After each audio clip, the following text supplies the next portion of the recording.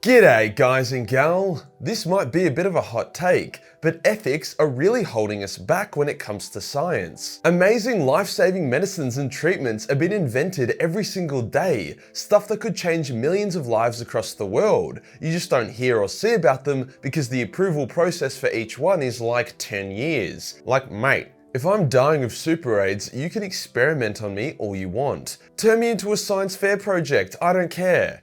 I kind of got carried away there, but my point is that when you combine extreme genius with no ethical regulations, you get some pretty sweet science. Just look at what Fabius Bile has done. Cloning demigods, cheating death, transferring consciousness without needing to be a Necron, reinventing humanity, the list goes on. Sure, he wears a cloak made out of flayed human flesh, and sure, he has doomed a number of worlds for a laugh, but he would be able to cure my hypothetical super AIDS, no worries. Today we'll dive into the history of Fabius Bile, going over his experiments, inventions, and greatest achievements. We will then attempt to dissect his character to really try and understand him better. For context on why he's so interesting, nearly everyone is trying to simultaneously kill him and recruit him to their side at the same time. That means everyone thinks he's an asshole, but he's so intelligent that they're willing to put up with him.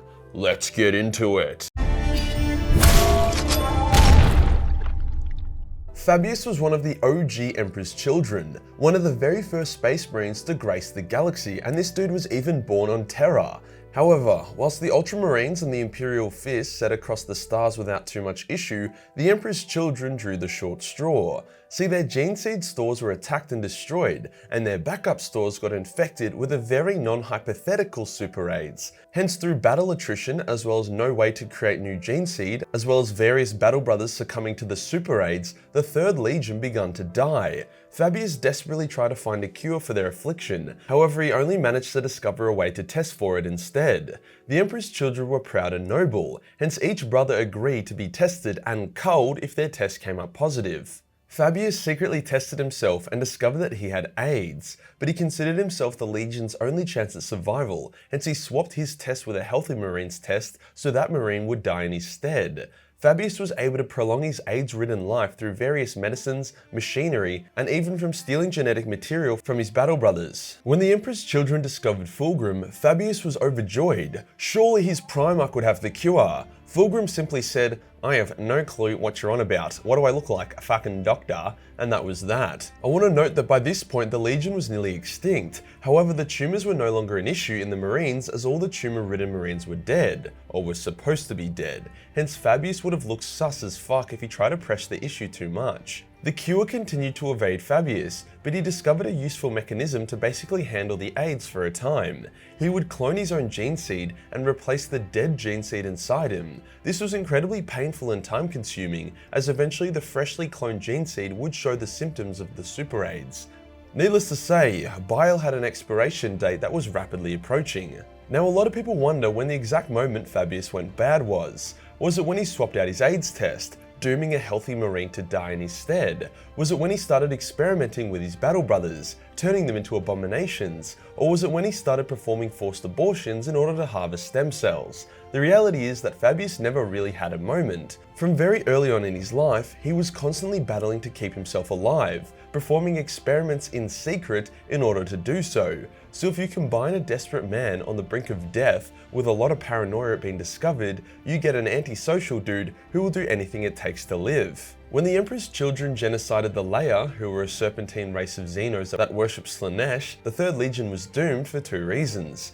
Reason one was Fulgrim picked up a suspiciously phallic-shaped sword, which contained a demon within it, but the other reason that people don't really talk about is that Fabius was allowed to experiment with the corpses of the Leia and even combine their tainted Xeno DNA into Emperor's children gene seed. Hence, not only was the Legion being spiritually corrupted by their Primarch, but also physically with all the fucked up shit Fabius was doing to them as well. Why would the Emperor's children allow Xeno DNA to be put in them?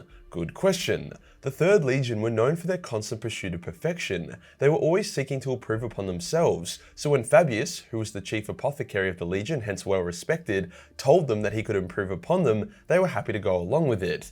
It's not like Fabius showed them the ingredient list of whatever he was putting in them, so they most likely were unaware about the extreme heresy that was occurring. As a result of this major corruption, the Emperor's children were more than happy to follow Horus when he declared jihad upon the Imperium. The only Emperor's children who remained loyal were the ones that completely shunned Fabius's, improvements. When the heresy broke out, Fabius was happy to join with the traitors, more so because it meant he could keep doing more desperate and depraved experiments rather than his loyalty to Fulgrim or Slaanesh. He had come to a bit of a problem though. His methods of extending his life were failing. Too much damage to his body had occurred, and he was a year away from death. As such, he basically had a breakdown to Daddy Fulgrim, and he sought a new method to stay alive. For the first time ever, Fabius accepted science wasn't enough, hence he used some warp spaghetti to give him a few extra years before he could invent a more permanent solution.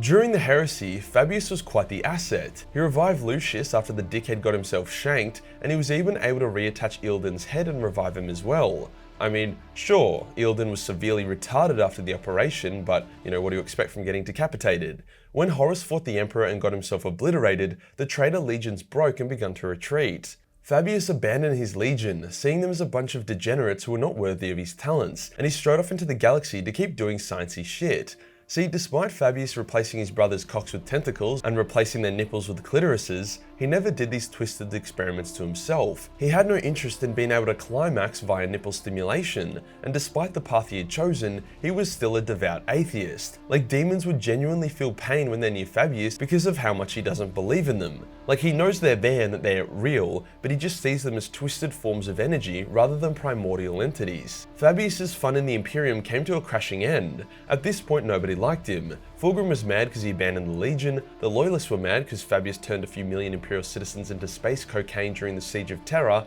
and the other Chaos Legions didn't give a fuck about him. So when the Salamanders came knocking, Fabius had no choice but to get out of there and join the party that was happening in the Eye of Terror. Eventually, he arrived at an old Eldar Crone world that he would make his home. At this point, Fabius was an expert cloner. That was his thing. His nickname is literally the Clone Lord. He got so good due to his time spent cloning his own gene seed to stay alive, as well as cloning Ferrus multiple times on the order of Fulgrim, as Fulgrim wanted validation, so he was trying to get a part of Ferrus to join him, but the Ferrus clones never did. Cloning is a handy skill. You can whip up elite armies very quickly or augment existing ones. Fabius was also a great apothecary, so despite all the traitors hating his guts, they needed his help. Hence Fabius was mostly left alone and allowed to live as long as he supplied his neighbours with clone warriors and extracted gene seed. Fabius would go on to find a more permanent solution to his super aids. See, he could always clone himself a new body, that wasn't the issue. However, he didn't have a way of transferring his consciousness into that body. So sure, he could make clones that would continue his work, but he would be dead, and if there's anything I know about Fabius, it's that he doesn't want to die. Hence, by using Eldar Wraithbone as well as technology taken from their infinity circuits, he has managed to create a device that allows instant consciousness transfer upon his death. Hence, whilst Fabius has been killed a number of times, mostly by himself, he just kinda shrugs it off like one of those rich people from Altered Carbon. This device can be deactivated, as shown when Trazyn deactivated it to show Fabius who was boss, but overall it's incredibly reliable. So when Fabius's body is soon to succumb to super aids, he just blows his own brains out and wakes up in a fresh new body. Before Fabius would truly give up on his legion, he had one last idea to get the broken legions back on track. Taking command of the Emperor's children, Fabius led them on a raid against the Sons of Horus in order to steal Horus's dead body. The Mad Lad then cloned Horus in an attempt to impress Abaddon and the other forces of Chaos, but it kinda backfired, as Abaddon didn't want a clone of his father running around and challenging his authority. It's important to note here that whilst Bile could clone Primarchs, the Primarchs he did clone were missing their special Primarch source that made them so outstanding. Well, all of them bar one. Abaddon kills the Horus clone and blows up Fabius's shit. Fabius is like, alright, fuck these guys, I'm gonna do my own thing. Hence he once again set off into the galaxy. Fabius's knowledge continued to grow, especially during his encounters with the Eldar. He is one of the only humans to be taken into Comorra as an esteemed guest rather than a sex slave, and he was even taught more sadistic sciencey shit by the Dark Elder. Bile developed two end goals which all of his study and research was based upon achieving.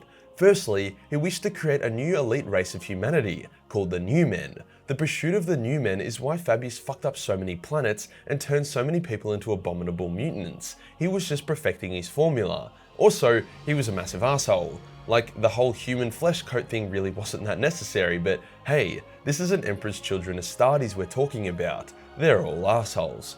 To Fabius's credit, he has created the new men who do appear to be somewhat stable. Sometimes. Not really. They are loyal to him, but they can procreate and live their lives beyond just being weapons of war.